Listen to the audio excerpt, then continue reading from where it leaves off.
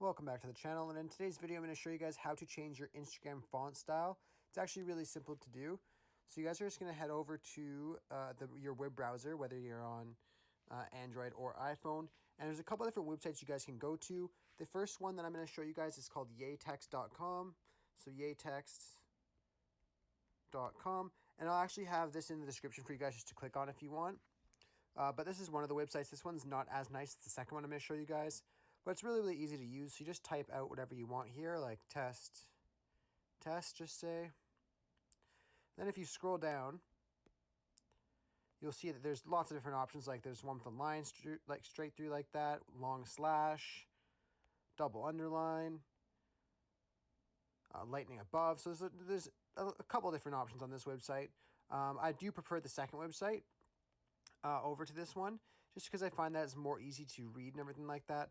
But there still is lots of options on this website here, like black bubble, black square, parentheses, bold. So there's lots of options you could use.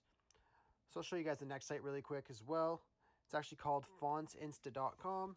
So just fontsinsta.com. Just click on that. And then you just enter your text above here. So just do test. And then as you guys can see, there's lots of options here that you can choose from. So I'll just take, let's just say this one here for an example. So you just click on copy, and then it'll copy to your notepad.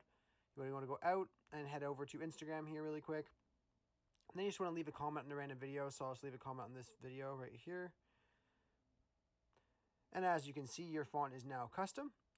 But it is really, really easy like that, guys. Like I said, I'll have the links in the description for the websites that I showed you.